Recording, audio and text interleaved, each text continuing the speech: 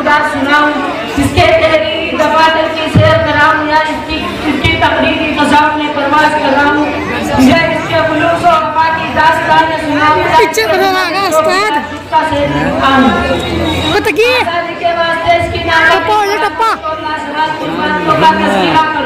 या हिफाज़त दीन के वास्ते बेमिसाल अज़्म इस्तिक़लाल के लिए अब बुरा आपको कर रहे हैं न समझ में कुछ नहीं आता हालांकि हज़ारों नगमे वफ़ा की लबों पे लेके लगे हैं बहरे कब्र के आंसू निकल रहे हैं ज़बान साकी कदम मेरा बताऊं कैसे नाज़ुबिल्ला के बहरे नगमे उधार तूफान को दरिया बन जाते हैं। मातरा मज़रा जब हिंदुस्तान की मुक़द्दस ज़मीन पर हमने सोफा नापाक साया मिला वो अपनी शातिराना और अज्ञानाना छल से आगे मालिक बन गए थे। जब बाशिंदा ने हिम्मत तरह के जुल्म सितम के पहाड़ तोड़े जाने लगे, जब कई लाख हिंदी मुसलमानों को शहीद कर दिया गया और वो मुसलमान जिनके घरों में हाथी झूमते थे वो टूटा कटोरा लेकर कब्र की भेंट मारने पर मजबूर हो गए। जब शाही खानदानों के बेगामा फटी चादरें सरों पर डालकर घरों में खाना पकाने की नौकरी करने लगी, वो पर्दानशी औरतें जिनके दीदार के लिए चांद सूरज तरसते थे दौलत की ठोकरें खाने का मजबूर हुई। जब खून पानी की तरह बहने लगा, गली कोचों में नाशे इस तरह पड़ी थी कि दरिंदे और परिंदे दिन दहाड़े रोज सोचते थे। चुनाचे अफर पूरी दास्तान खून के समंदरों से लबरेज है। बिला की ईसाईयत को नेस्तो नाबूद करने के लिए पहली में एक मीटिंग बुलाई जाती है। बसारत को बसीरत का देकर हुज्जतुल इस्लाम हज़रत नाज़र की दूर अंदेश मशवरे देता है। नतीजतन हिंदुस्तान में ईसाईयत की टक्कर के लिए फज़ा कायम हो जाती है। चुनाचे सन 1857 की जंग आज़ादी हिंदी मुसलमानों के लिए जबरदस्त आजमाइश थी।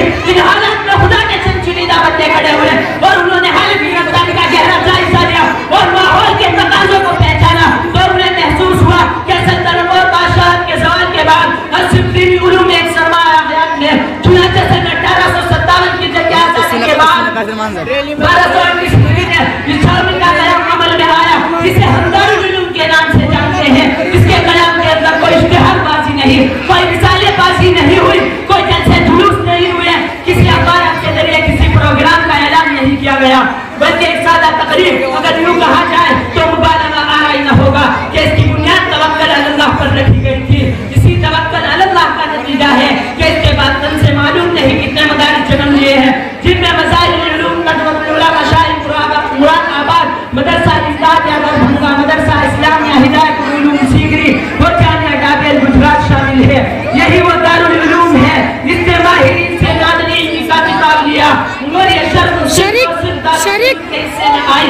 यही वो दारुल उलूम है जिसके फजल आलातों की तादाद में आज मुल्कों के गोशे गोशे और चप्पे चप्पे में कुंतुम खैरों के मिसदाक बनकर रिसालत के मार्ग की तबलीग और तालीम में हर मसलूक मुनहमिक है।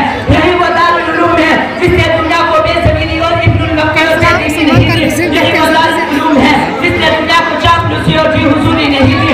यही वो दारुल उलूम है जिसने दुनिया को अदावत और नफरत नहीं दी, बल्कि हर ज़माने में गर्दिश दौरा की संगीनी और से टकराता रहा और पैगाम खुदावंदी को जानी फैलाता रहा।